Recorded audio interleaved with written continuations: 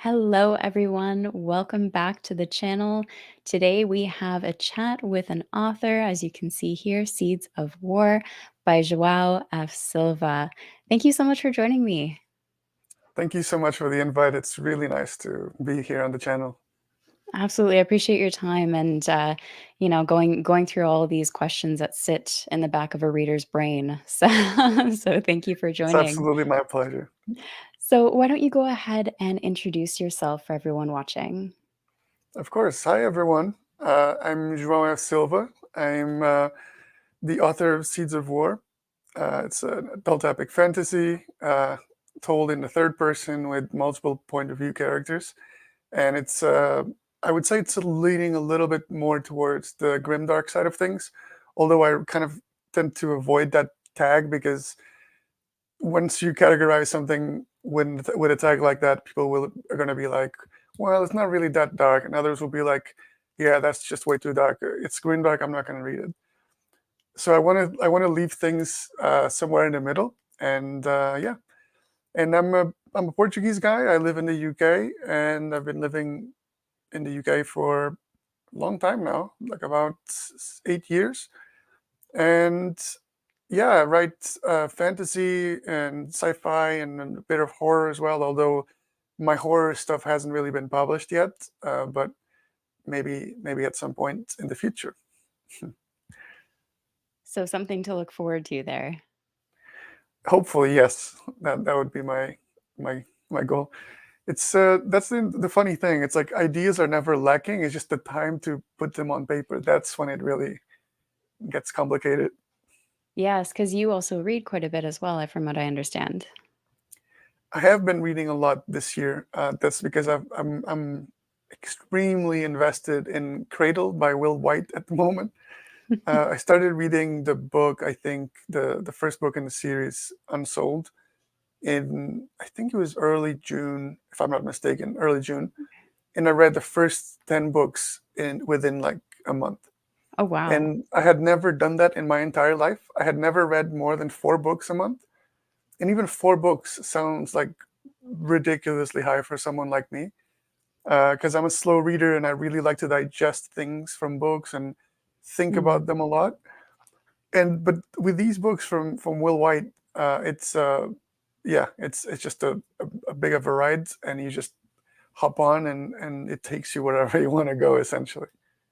Yeah. No, it's, I read the first one, Unsold. It's very fast-paced, so it's Yeah. easy to lose that time, when you start turning the pages. Andrew is here with us, and he says that he just got off a recording with Patrick about Cradle. Hey, Andrew, nice. I So have we do to have watch that. Yeah, definitely. Patrick is, very insightful with books, so it's always worthwhile watching him. So let's start off with the most important question, which is, you have 3 coworkers. Would you mind introducing them? Yes, they're not here at the moment, but I do have 3 feline coworkers, and I also call them my bosses, essentially, because a lot of my writing money goes to pay for their cat food and all the cat supplies that are necessary. So there are 3. Uh, 2 of them are brothers from the same litter. It's Winston and Blake, Oh, and then we have Little, which is the little one that came a little bit afterwards. And they're a bit old now. They're getting on their later years in life, so they're I think about 14. But because they're indoor cats, we're kind of expecting them to still live quite a healthy and long life. Uh, I mean, typically indoor cats can live up to 20 plus years, so mhm. they're still quite healthy anyway. So they're healthy enough to demand uh, pets and treats and all the things that cats normally do. So and they're good support while you're typing away. Tori here says, "Feline overlords are a necessary part of the author starter kit." 100%. Also, I love the name Winston. That's absolutely Yeah, it's adorable. because he looks a bit like an old man, so you needed an old man name. Oh, I love it.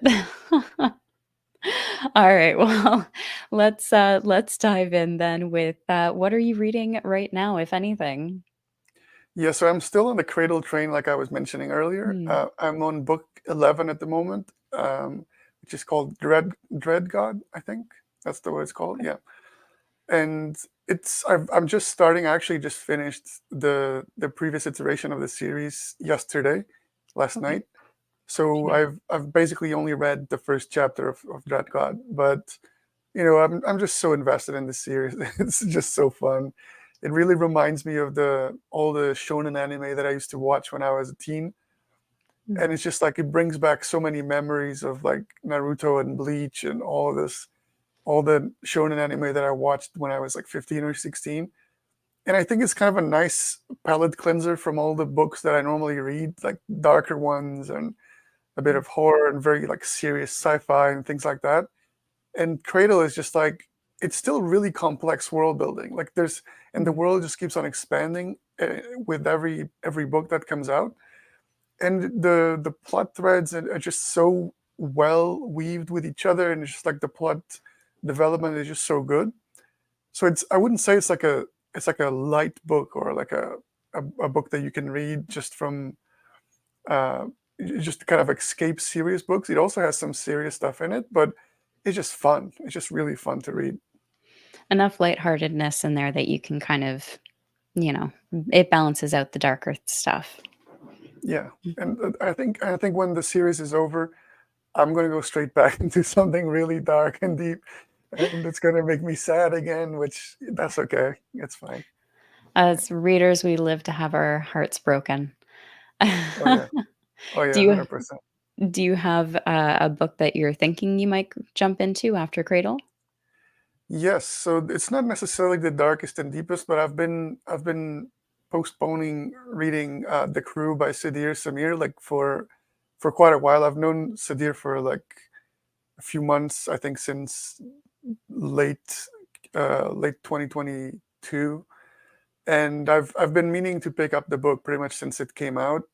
Mm, And I do have it on my Kindle. I just haven't had the chance to give it a read yet, but I think it's going to be one of the few that I'm going to pick up next. I also maybe I also go with the Bleeding Stone by mm. Jolie. He's also a friend of mine, and I haven't had the chance to read it yet. And I'm also in the middle of this is how chaotic my reads are. Like I before Cradle, I was actually reading 4 or 5 books at a time. That's why I Mm. cannot finish them on on time because I just read 3 or 4 at the same time in different formats. But I was also rereading the audio version of The Iron Crown by L. McRae, and Yeah. it's really fun. It's really good. Like I read it the first time on my Kindle and really liked it. And R.J. Bailey does a really good job in the audiobook. I Mm. really like it. I really like him as a narrator as well. So it's just been really fun. I just hopped on the Cradle train and didn't really expect it to grab me as it did, and I kind of put everything else on hold. I mean, that's fair. That's, you kind of want that experience, right? When you're going into a book, you want to be sucked into it and just keep going, right? Keep that Yeah, pace.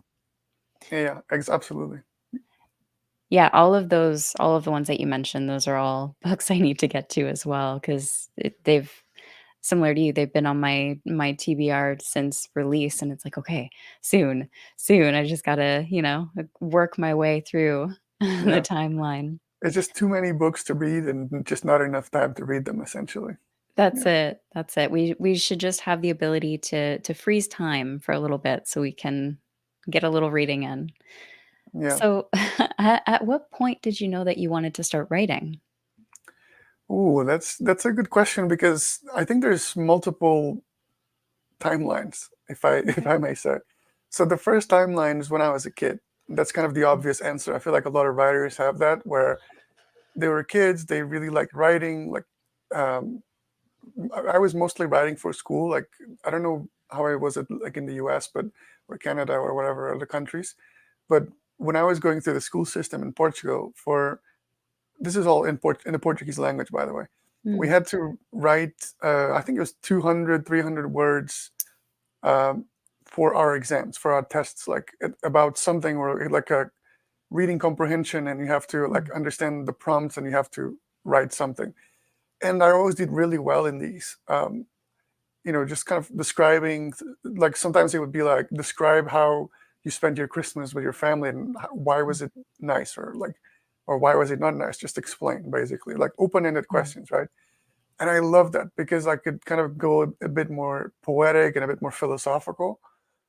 And yeah, that's kind of when I first, I think, s- thought I could be good at writing, and I thought I could write, and I really enjoyed it. And I always got almost like flawlessly good grades at that. But then something kind of threw that away, which is like I entered in high school, and unfortunately, Portuguese high school tends to be quite snobbish when it comes to reading. It's very like you either read the classics or you're like reading garbage, basically. And you're like, if you decide to read garbage for your coursework and things like that, then you're not going to get good grades. So mm, essentially, I got massively discouraged from reading the few fantasy books I could find besides like Harry Potter and Aragon and things like that back in the day. And and then I really put writing on hold a little bit when I went to university. And then after university, I was more worried about finding a job and getting a career started and things like that. So between like I would say between middle school and by the time I came to the UK, I hadn't really thought about writing too much. And then I discovered um, books again, I guess fantasy books as well. Like when I came here to the UK, some friends introduced me to Name of the Wind by Patrick Rothfuss, and that was like the first fantasy book I must have read in like more than 10 years. And I really loved it, and I was like, okay, if this is what fantasy is right now, then I want to read more. mm, So I I had a lot of catching up to do, so I read all the Brandon Sanderson, all the Joe Abercrombie, all of the George Martin, pretty much all of the big names, and then I started going for a bit more of the smaller and mid tier authors as well. And I haven't really stopped since, to be honest. And then I rediscovered writing it as well at the time. I was thinking like I've always liked writing. I am in a stable place now. I have a home above my head. You know, I can feed myself, so like I don't have to worry about putting food on the table or anything like that. So maybe I could give writing a shot. And so I've been basically practicing and writing and rewriting, ditching novels and kind of recycling material from old novels into the new ones. mm. I think that's kind of the growth process that most writers have to go through. And yeah, so between 2017 and 2020, that was like my learning curve. And then 2020 is when I started writing Seeds of War, and here it is now.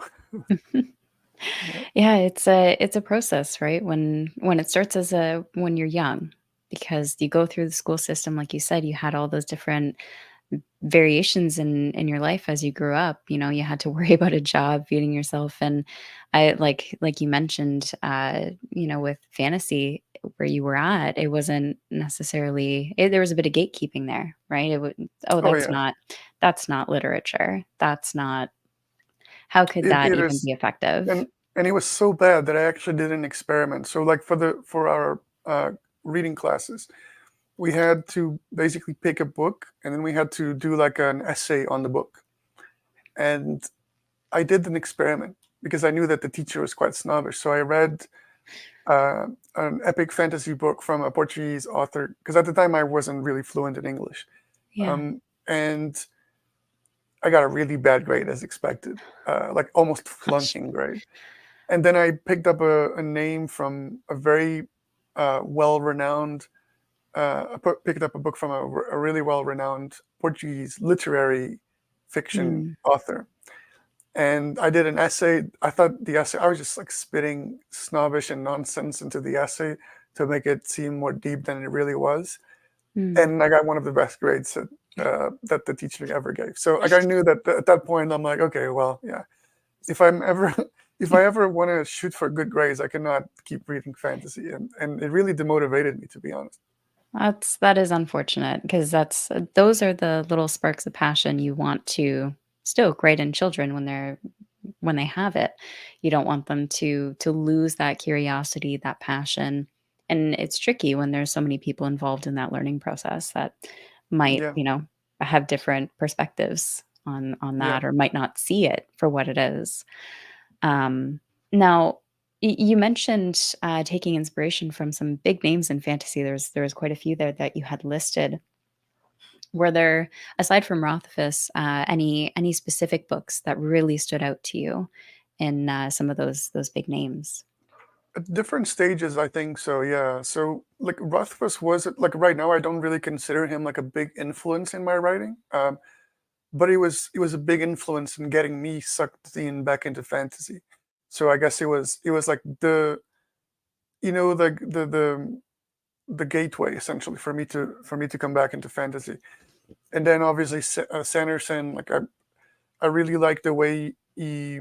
People always complain about his prose, but actually, like I really like his kind of very lean, very clean prose that is so Mm, easy to understand, and it's basically him is really assuming that he doesn't want his prose to be flowery. mhm, He just wants his prose to be clean, and he wants the reader to focus on the story and the characters and the world. And I really like that. That's something that I take into my work as well. I think most people that have read my book know that the prose isn't something that I'm deeply focused on by any stretch of imagination. Um, but then that allows me to focus a lot more on things that I like as a reader mm, and that I like as a writer as well, which is crafting magic systems that seem quite interesting to me, or care about characters and like their motivations and things like that. So Sanderson was actually a big influence in that. But then something that I have a bit of, I would not say like a gripe against Sanderson, is like his characters are always very, they're not one dimensional. They're very complex characters, but they're all have very noble motivations, and they're all very mm, noble people and always want to do the right thing. And it's very clear who's good and who's bad. mm, And from my experiences of 30 plus years living in this world, that's not how most people are in real life. Or at least from my experience. I mean, maybe from his mm, experience that he's genuinely surrounded by good people. But I try to be surrounded by good people, but I also see a lot of not so many not so good people. So I wanted to see books that were a little bit more gritty on the characters, and characters make a bit more questionable decisions. They're not necessarily what you would call a hero, and it's more like embracing the concept of being an anti-hero. And I mm, really found like Joe Abercrombie does that, as like I don't think anyone else that I've ever read does that better than Abercrombie. Even George mm, Martin and Mark Lawrence and others, like I like them, but I think Abercrombie really takes the crown for me. As you can see, like mm. basically that's like the whole Abercrombie shelf over there. Got his Um, own shelf. he gets his own shelf, absolutely. Yeah. And so those were like the big ones, but then I also have others like who else? I like John Gwynn. I like the way he writes his action sequences. Is one of the most engaging ones I've I've ever read. But also like Abercrombie. I also like Abercrombie's tactics. He has a very Mm, tactical approach to the battle scenes, which I find really interesting, and I really kind of wanted to explore that a bit more into my own writing. Yeah, and who else? Like I can't think of anyone else at the moment, but I would say those are like the big ones. Oh, like Brian McClellan as well with the Power Mage mm. trilogy. That's a big inspiration for my magic system. Um, yeah, I would say those are like the main ones, at least that I can think of for now. Yeah, no, that's great. You've taken bits and pieces and made it your own and brought your own characters to life and the magic system as well, which uh it's nice to see that it wasn't just one book, right? That it was like, yep, that's this book. I'm gonna, Yeah. just take it from there. Um and it's interesting too that you pulled the action from John Gwynn because I can see where your tactics and how you wrote that definitely pulled through. Mm, that's good Um, to know. yeah. Yeah, because when you mentioned it, I'm like, "Oh, yeah, that makes sense." Even with the magic, definitely. So you've written multiple genres as well, because 'cause you've written short stories, as you mentioned. Now, sci-fi, fantasy, horror, from the genres that you've written, which one has been your favorite to write? Um, that's complicated because I tend to be also a mood writer a lot of times, or at Okay. least prior to Seeds of War. It's like I write what I'm in the mood to write for a lot of times, and uh, writing in different genres, especially like sci-fi and fantasy and horror, like they all have very specific expectations and very specific tropes that are, Mm, even if you don't want to necessarily follow tropes, like the readers will have certain expectations, and you have to be aware of those expectations. And if you go against those expectations, then you need to do so consciously, and you need to know which mm, rules you're breaking, essentially. So when writing fantasy, I really like incorporating the all the pieces together, right? The right. how the magic is related to the characters, and how the characters and the magic are related to the world, and the history of the world, because I tend to write second second second world, not from our world. Mm, uh, so then, and okay, then I really like thinking about if they lived in a world that's not our own, why would they have horses, and why would mm, they have why wouldn't they have their own creatures? It's like, why wouldn't they have their own biomes and their own, like, why are the plants green, why aren't they red? It's mm, like, because those are all rules that were uh, obviously the rules of physics and biology that we take from our world. But that's something I also admired Sanderson's work, especially with the Stormlight Archive. He essentially created an entire world of his own, and he really made it cohesive and in a way that makes sense given the biomes and the creatures and everything else. So that's something I really find fascinating. And so that's, for me, in writing fantasy, that's the best thing. And in terms of sci-fi, I really like. I'm not as well versed in. I will say I'm not as well versed in sci-fi writing as I am on fantasy writing. And everything that I've read, that I've written, that is sci-fi, has bits of fantasy in it, mm. because I guess it just comes natural to the fantasy elements embedded in. Right. But for me, the sci-fi, like, I like sci-fi, but I'm not super focused on the technicalities, and Mm, I would call it light sci-fi, or like soft sci-fi instead of hard sci-fi, right. because like when I'm reading sci-fi books, I care more about the plot and the characters, and the aesthetic, rather than if it makes sense from a physics standpoint, or like, or if it was really possible for them to fly that fast across the universe, or like Mm, that sort of thing. And I'm also really fascinated about the how would society be like in space, like, or mm, like in the future. So it's more about exploring like the evolution of society and exploring the human condition, rather than um, like scientific concepts or something like that. So like, I'm mm, in the short story that I wrote, the cavalry, that's published at mm, Grimdark magazine. Um, that short story is a lot about the people, and it's a lot about the emotion behind dealing with certain things that are very sci-fi, and there's kind of a bit of fantasy in there. But mhm, it's really about the people and human, like how human interactions are, and yeah, it's really about that. But of course, I have to put in some cool sci-fi and bits of fantasy in there as well. But that's kind of more on the surface level. Like, I think if people read a bit more deep, they'll see a bit more of the human condition stuff.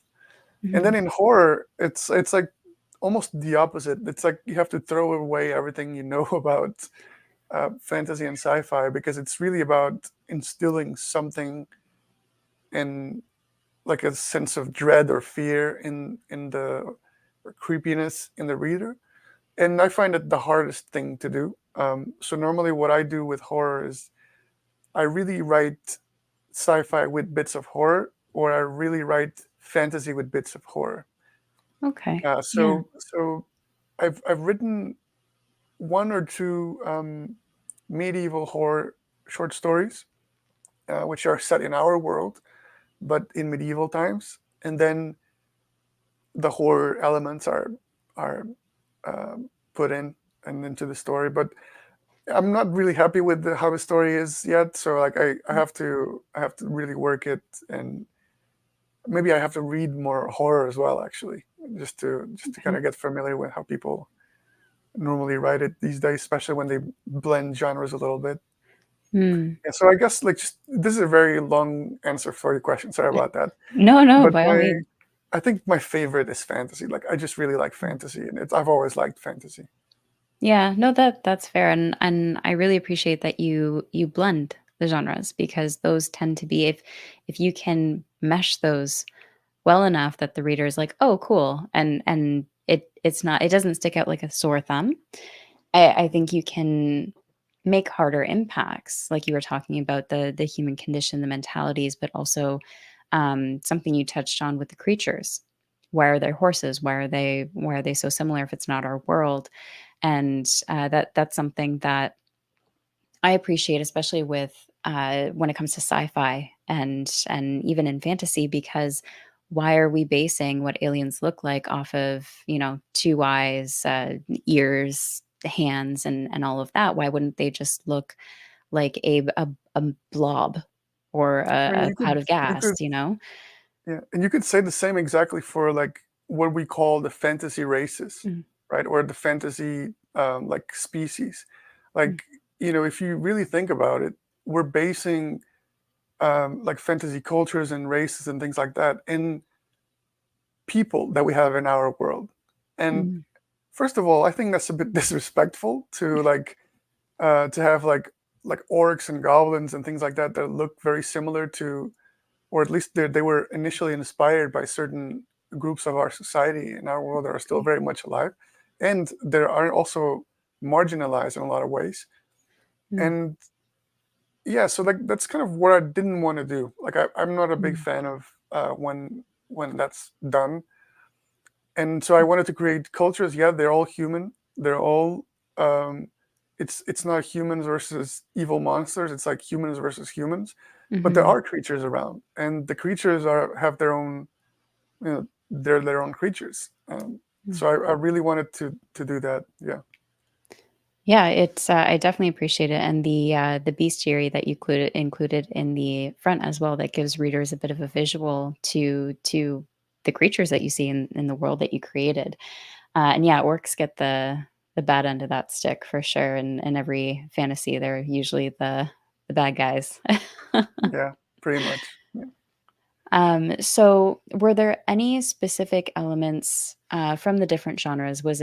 Did you include horror? Did you include some sci-fi in your story of Seeds of War?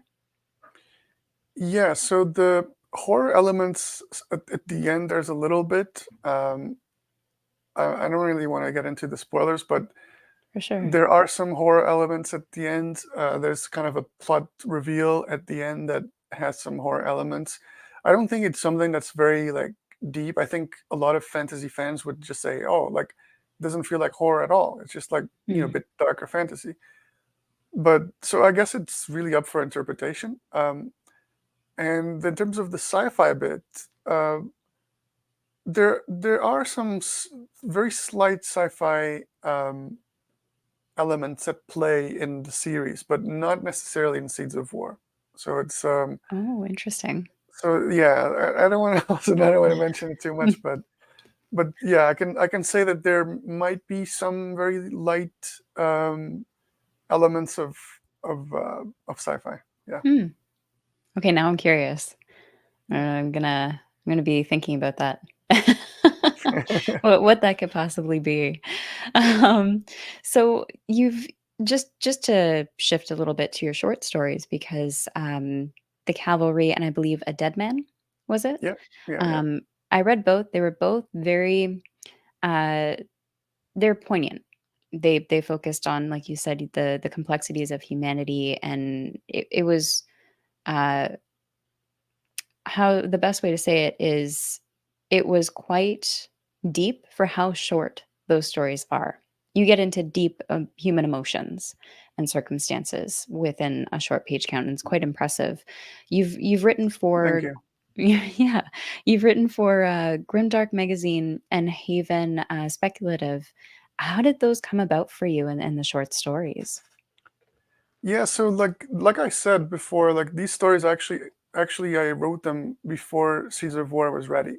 And Mm, because at the time I didn't really know what I was going to do with Caesar of War, I was kind of always in between projects. I have like probably like 10 books started at the same time, wow. in different stages of development, and like first draft and outlines and second draft. And for some reason I don't continue with them because I'm not really in love with the idea anymore, so I switch to something else that Mm, catches my eye, because I think you need that kind of freedom to switch between projects. Now I don't really have that freedom anymore because I have to write into the world of Seeds of War, mm. because readers are expecting something to come afterwards. But before I had the book, I I I was trying these different ideas, and the idea for the cavalry actually came from like some sort of cartoon that I saw on Instagram, like one of those cartoon images, like when you're just scrolling in one of those pages that shows up, and it basically depicted like a man on a stretcher with doctors around him, and then I don't want to spoil the story, but there's the thing hovering over the man on the stretcher, and I was like, this would make such a great short story. So and I started kind of dialing back and thinking back how I could turn it into a story, that idea. Mm, And obviously it didn't really. It was not just about that one inspiration. I'm pulling from a lot of other stuff, but mm. yeah, I ended up with a short story. Uh, Also because I liked getting into sci-fi when I was writing fantasy. I was writing Seeds of War at the time. Okay. So to have something that's completely different, it's a nice way to clean your brain in a way, like to kind of like Mm, purify your brain, so that then when I go back to Seeds of War, I already learned how to do something else that's completely different, and I'm looking at Seeds of War with new eyes. And right. another thing also wanted to try with writing the cavalry was it's a first person present tense, which I'd never written before. Okay, And interesting. I really wanted to see if I could make it work. Mm, And to be honest, I really like it. It really allows. I think that's one of the things that allows the reader to immediately connect with the character. It's like from the first page. It's like because you're following the world in this person's shoes, and also besides that, I also wanted to explore the fact that the gender of the main character is actually never mentioned in the story. So mm, people will have their own inherent biases when they're reading it. And it's really fun because a lot of the times when I have guys reading the story, they assume it's a male character. And interesting. when female readers are reading it and they tell me, "Oh, the female character," I'm like, "I never said that." You're Yeah. free to make your own assumptions, and that's really something I like to explore with sci-fi. Is like how I can get these ideas to work, and it's kind of like Mm, a nice way to train my writing in specific spots. It's like mm. when you go to the gym and you get to target specific muscle groups. That's kind of Yes. like for me that short stories. That's kind of what they provide me. They're like Mm, exercises for me to really learn and get better at specific things within the writing process. And with the interesting. Dead Man, it was like it's really like four mini short stories combined, Mm, because it's the same character that kind of goes from one to another to another to another. But it was also a practice for me to like, okay, I want to practice a bit more sci-fi bits at the end. I want to practice a bit more of the horror elements. I also want to right. practice a bit more of the historical fiction. One of the bits in the story, I think it's the second one that takes place in the ship. It's a bit inspired by Portuguese history. Um, Okay. so yeah, so there was some elements there that I wanted to explore and kind of practice as a writer. But Mm, to be honest, those short stories, so it's something I can write just really quick. Like the Mm. Deadman, I think I wrote it in like a day, Oh, wow. Yeah. and of course it needed editing, and I had to edit it afterwards. But like I because it's so short, there's no commitment, and Mm. when the idea is so solid in my brain, I just spit it out on paper, and it just gets done. Right. But so it's really also really good to have that kind of catharsis, because when you're Mm. writing for a novel, you don't really get the satisfaction of having a finished product until it's really really long time afterwards. And with short Yeah. stories, you get that immediate, like, yes, I finished something and it looks great, or it looks good, or it just feels really nice. So it's nice to have some like bits of validation here and there along the way. Definitely. You gotta keep up that motivation so you can write those bigger stories, right? Yeah, exactly. Yeah. So, going back to Seeds of War, as this is your debut novel, what was it like writing 580 pages in comparison to those short stories? Obviously, you didn't have that immediate gratification, but I imagine there was a lot more to track, and I'm curious how that was for you, making that shift. Yeah. So actually, the novel structuring is actually much more natural for me than the short stories. Like, I actually had to relearn how to write short stories, because short stories, like you said, they have to pack a big punch in not a lot of words. And so I had to really learn how to write short stories in a satisfying way that delivers the message without wasting anything. Mm, And with the novels, you're kind of allowing yourself some more, like, like moments where nothing really much happens, or like you can kind of pace yourself a bit more slowly, and you can kind of allow the characters to breathe and to mm, develop a little bit more. So I would say that's my natural state, because ever since I started writing, it's always been long epic fantasy novels. mm. A lot of them will never see the light of day, because they're just not up there. But they're all like 350 to 450 pages. So it's like Yeah, 580.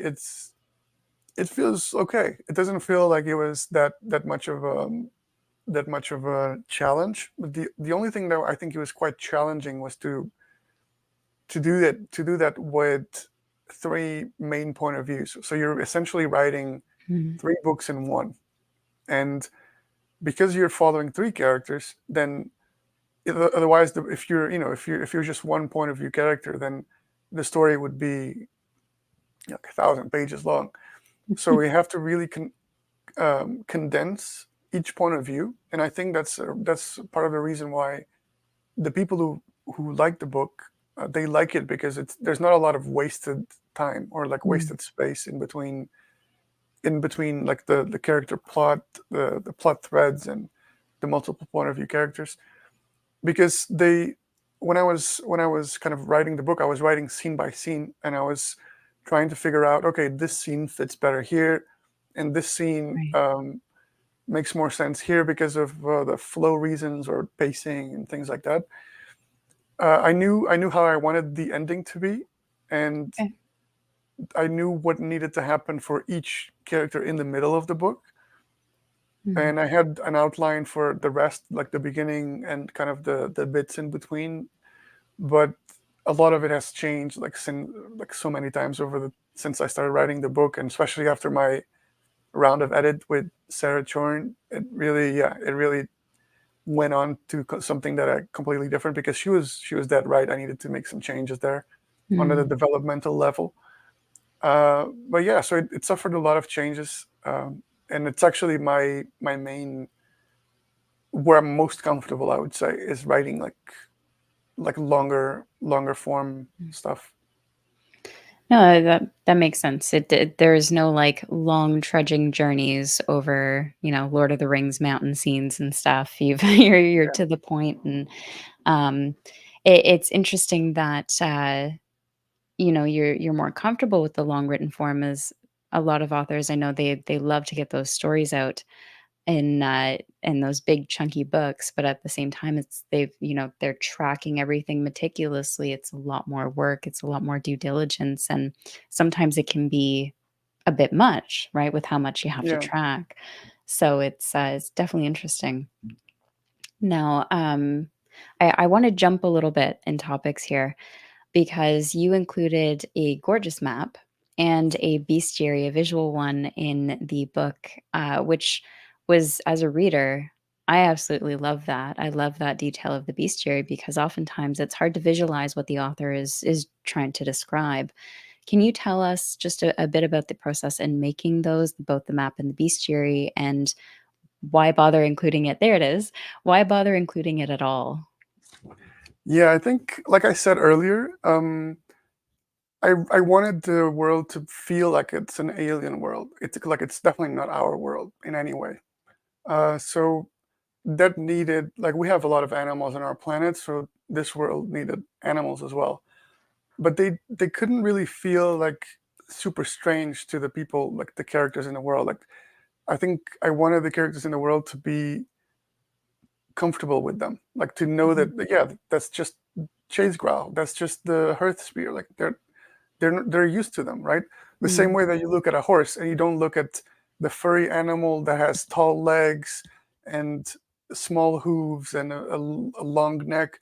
You don't really think about the animals in the way, like the way that they're described. So I wanted to just explain once, only once in the book, what the animal looks like. But I knew that for a lot of readers, because this is a made up creature, it wouldn't be possible for them to visualize it without constant descriptions of the creatures. But I didn't want to make those constant descriptions because then the reader would be like, "Well, wait a second. But if the characters are used to the animals, then why do they keep describing them, and why is it mm, so important or so useful?" So I really wanted to do that by, like, making sure that the reader can visualize the creatures, while at the same time making sure that, I'm making them part of the world, not just something I just glued there to make it look cool. mm, So I knew that the only way for that to happen is if I put some creatures at the front of the book. So I went and I got, yeah, I got the art commissioned from an artist, and he drew the sketches. I really wanted it to be like kind of like a almost like an artist sketch, not super mm. deep or not very elaborate um, designs. I just wanted them to be quite simple and easy for the reader to visualize. Yeah, so that's really how they came about, really. And I'm curious because you also have images on the chapter headers for each of the 3 characters. Is it the same artist who did those as well? I did those. Oh, you did those, well Yeah, done. I did those on Canva. So I got some assets from Canva and just formatted it into the book. Wow, I never would have known. Thank you. That's a good That's sign, I brilliant. guess. The reason why I wanted to ask about those things, even with the map and stuff, is because it those details seem like something a reader would want in their books, right? And oftentimes when authors are putting their books together, they're so focused on getting the story and that the images and all those little details, the glossary sometimes takes a back seat. So absolutely it is appreciated. Yeah, I love it as well as a reader. Like I went home for Christmas in December and back to Portugal, and I was picking up my copy of The Children of Hurin from Tolkien. And I Mm, don't know what the North American or UK editions have, but the Portuguese edition has gorgeous illustrations like throughout. yeah. And I remembered it because that's the books that I used to read from Tolkien and things like that. They have illustrations in the middle, and it's just like really nice to look at, and like maps and all that stuff. So I knew that I could just not have a fantasy book without some illustrations and some maps and the glossary at the end. I needed to have all that. Definitely, it's nice to see it came from the heart too. So speaking of your characters, I want to focus on them for a second here because each of them has a different trope about them. So we have a con man who's hiding a secret. We have a mercenary who's out for one last job, and a veteran who's just trying to protect her home. I'm curious, what was important to you when you were capturing these characters, especially in a way that helped them stand out from the tropes that they're based on? Yeah, so I think for me the key thing when crafting characters is crafting them in a way that feels familiar to the reader, so that the Mm, reader kind of sort of knows what to expect, but also give them characteristics and quirks that are unusual, and that's to make them interesting to follow. Because otherwise, you're just reading the same character with a different name from other people's books. mm, Like if the personalities are the same and as everybody else, then I think it's completely unoriginal. So for Red now, who's a mercenary, I wanted him to be not just like the young and or like even middle-aged mercenary who's super intelligent and super smart or like super ruthless. Like he's basically like um, it's a very complex character because he lost everyone in his life except mm, for the people in his band of mercenaries, and he also really cares for the people that he's taking care of. Like he rescues orphans not because he's eager for like cheap manpower for his band, but because he was an orphan himself and he cares about what happens to these kids and he wants to give them a chance at a better life, even if it's like being trained killers. Like at least it's still better than being nothing, right?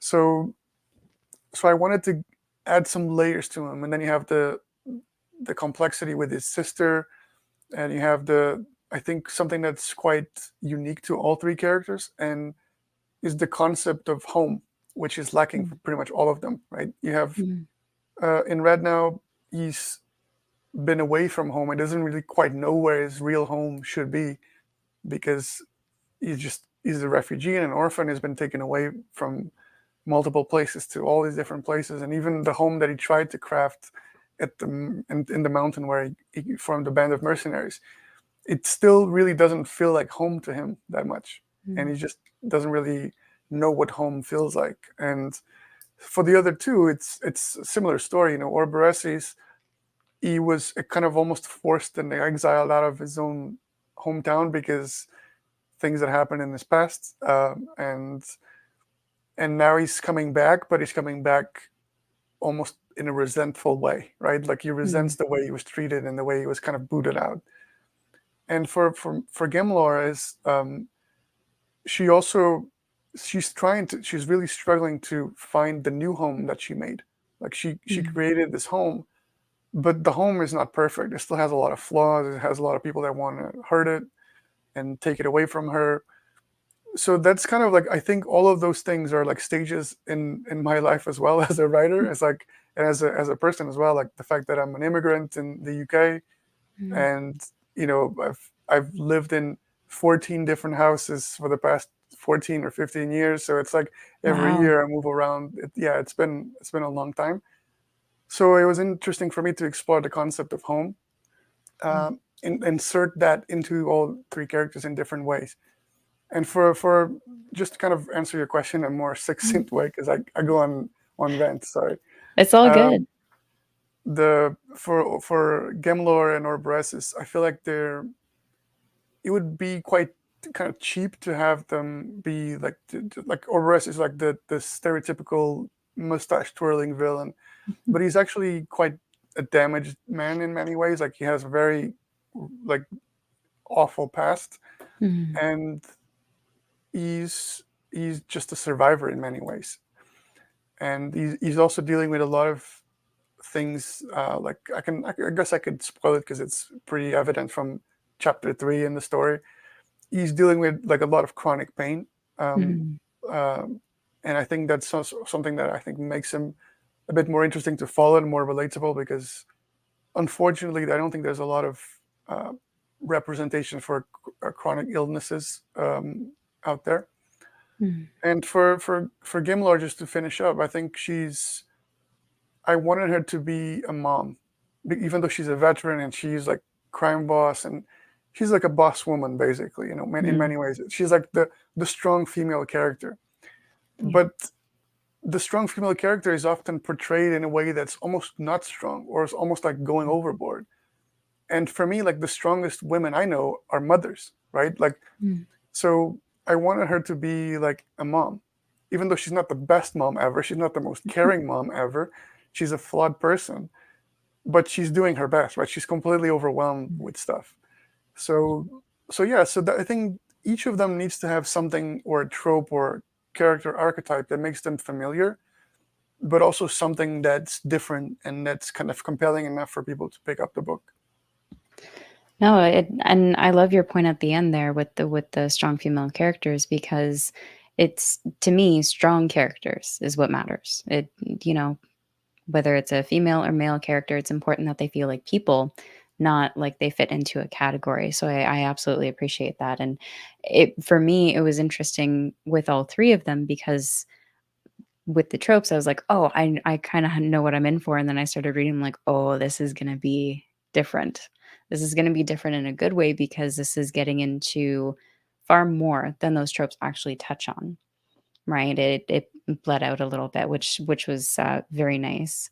Now, we do have a question from Tom here, which is which of the three main characters was the most fun and the most challenging to write? And you got to pick one of your babies. Ugh, most fun, I think, was probably Carry On. Uh, Okay. he only gets, I think, two POV chapters or two or three POV scenes at the tail end of the book. But he was so fun because he's the only like person who thinks he's like morally superior to the others. He thinks he's genuinely the great person. I'm an amazing guy, he thinks. So Mhm. it was a bit fun because he kind of goes against the grain from all the characters in the book where they think they're bad people and Mm. they all think they've done bad things and they all have very like um, kind of like flawed images of themselves. Like they don't see themselves in a great light. And Carry On thinks, I'm amazing. I'm the best person ever. And look at how amazing I am and how powerful I am. I can save everyone. I can help everyone. Look how amazing I am. He's cocky and arrogant a little bit. But I think I think people also find him endearing in many ways because he's kind of, his heart is in the right place. He's just a bit cocky. And I think he's going to have more page time in the next few books. So people are going to have Oh, the nice. chance to see that a bit more. Um, and the most challenging to write was definitely Orberesis because Mm. it's the one that required more edits and re-edits and rewrites and reread. I basically had to rewrite his entire plot line 3 months before the release of the book because it Jeez. just wasn't working. It just required so much work because he's a very complex character, and I personally don't like the concept of villains, heroes and Mm. villains. Like I don't consider him the villain. Mm. I consider them all shades of villainy in some ways, and he might be a little, on the darker side, but he has some reasons, and maybe there's some reasons why he's acting in such a way, which Right. I'm not going to get into for spoiler reasons. But yeah, so he was quite challenging to write because there's a lot of layers to him. The fact that he's coming in as a like prophetic type of character, like portraying himself in a divine position. So how can you write that in a way that seems like credible and like the way that makes sense to the readers that doesn't stand out? Um, that yeah, so that was really challenging, to be honest. I can certainly appreciate that because it's especially 3 months before. That must have been quite the amount of pressure to try and organize Yeah, all of that and capture it the way you wanted to as well. Because I'm sure you also had, once you started making those changes, your standards kind of changed for what you wanted the output to be. yeah. Um, yeah, I can see that. I'm just thinking on the storyline, sorry. So in terms of, the magic system, because this was fascinating to me, partly because when you first show the magic system, my initial reaction was like, "Oh, oh, this is gonna be good," right? That it felt unique, it was refreshing, but you didn't hold back either, and I really appreciated that. So can you talk about the process you went through to develop that magic system? Yeah, this magic system has been living in me for many years. So like, ever since I started writing, like I mentioned, I went through a couple of manuscripts where they didn't really see the light of day. Mhm. And one of the things I had the most fun with those manuscripts was coming up with character names, for example, or coming up Right. with magic systems or like worlds. Like, okay, what makes this world interesting? And Mm. I was just basically doing a lot of world building. I wasn't really actually writing serious writing, or like the writing just wasn't good enough. But my world building creation, I think it had some potential already.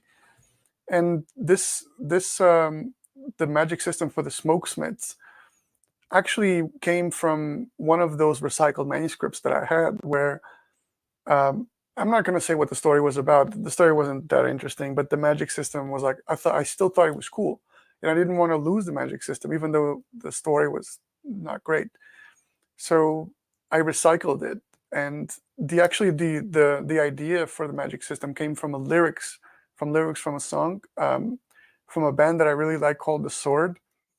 And I think I forgot what the name of this exact song was, but one of the lyrics was something about sacred smoke that they sing, and I caught that, and I don't even really know what the lyrics in this in the song is about, but that idea of sacred smoke really, I was brainstorming with myself with ideas for magic systems and stuff, and I was like, that's it, magic smoke, like sacred smoke. Like they can manipulate smoke to gain powers and things like that. So like that's where the idea came from. And then I started thinking, where can I take this, or like what would be like cool to have them do, and how would they get access to the smoke? Do they have to burn something? And if they do, what do they burn? And how long does it burn? And what's special about the smoke? Is it just normal smoke, or is it like a special kind of smoke? So I thought about all these things, and so I actually had it pretty much ready to go as a magic system like 2 years before I started writing Seeds. Wow, that's impressive. So you've just been hoarding all these things and building them over time just in And I case you still use do. them. I have a Oh, folder nice. in my computer called Cemetery where all my old manuscripts go to die. And I still go and revive the dead sometimes and like pick out things from those manuscripts. That could be a story in and all its on its own. Yeah. The author goes into the cemetery and digs up his old manuscripts to Yeah. to bring new stories to life from the pages. Um, so, I am really curious with what's gonna happen next, because with the way you ended Seeds of War, I wanted the sequel in my hands right away. So, where are you at with book 2? Yeah, book two, I finished the first draft last year in November, I think. So it was Okay. actually the first time that I was able to complete a first draft in record times. Like I basically wrote the entire first draft, I think, in 53 days, which is like the quickest Wow. I've ever been in at drafting. That being said, I haven't looked at the draft since I drafted it, because I've been focused on publishing Seeds, and I've been focused on Mm, getting out the novella that I'm about to publish relatively soon. The prequel novella that takes place a few thousand years before Seeds of War and the rest of the nice. series. Um, so I haven't actually looked at how good or how bad the draft is. The idea is to, as soon as this novella is out, which I'm expecting it to be done next month, published next month, um, as soon as it's out, that's going to be my focus in September, October, November, and Mm, December. Those 4 months is just to like really nail the book and really like get mm. it done, edit, re-edits, and multiple rounds of edits, beta reading, things like that. And I'm aiming to send it to my editor at some time in like early 2024, sorry, and to have it published in early 2024 as well, if possible. Okay, so do you have a set goal on how often you're going to publish a book within the series, or are you just going to publish as you have the books?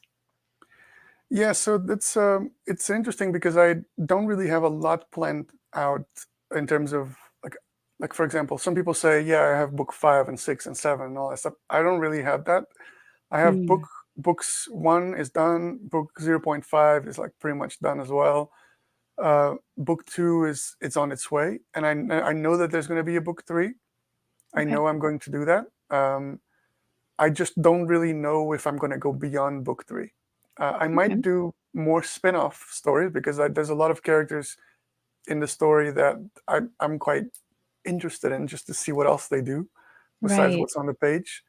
So I might pull a rabbit out of the hat like Ryan Cahill and just come up with some spin-off novellas and kind of like in between the book novellas and stuff just to keep it going.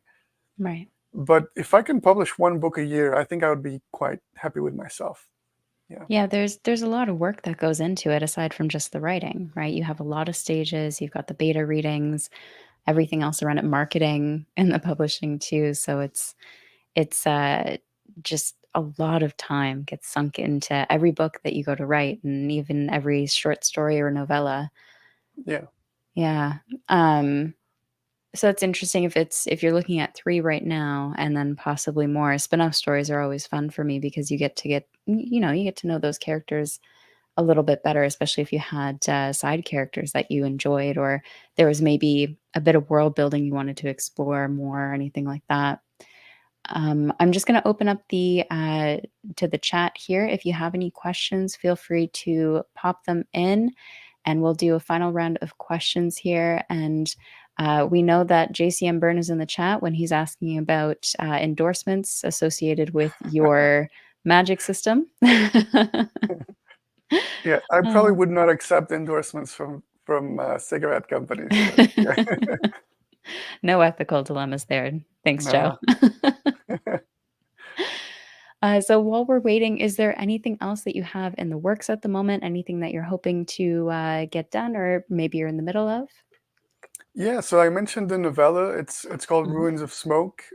It's a prequel novella to Seeds of War, so all the characters are different. But because I like to practice different things with different things that I write, this time I really wanted to do something that's a bit more, very fast paced and very focused more on the action because I feel like I did explore some of the action scenes in Seeds of War, but I've never really written anything that's like truly like action packed, like from the beginning Mm, to the end, and you just get trapped in the middle of the action, and it's just straight action from beginning to end.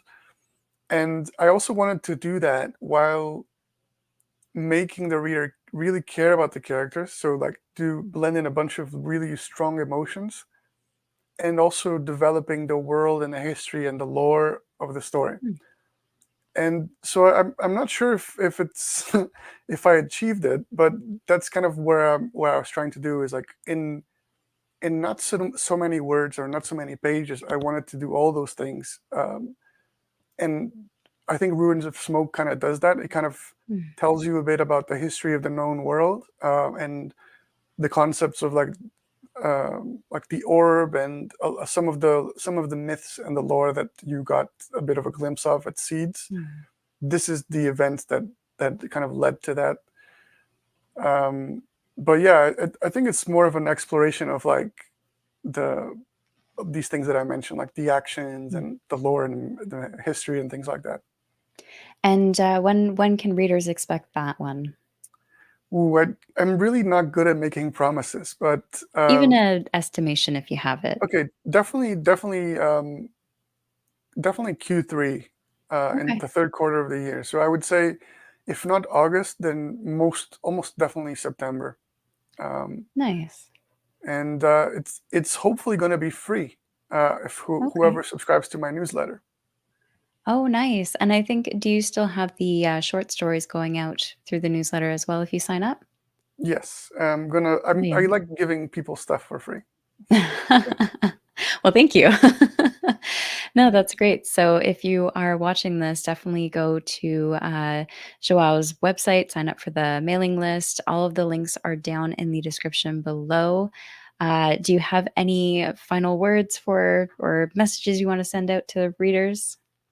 No, not really. I mean, it's like it's just really nice to be here and to have the chance to talk about my book and nerd out about stuff that I'm passionate about. And thanks for indulging my rants that I tend to go on. No, But it's no, it's like it's really nice to be here.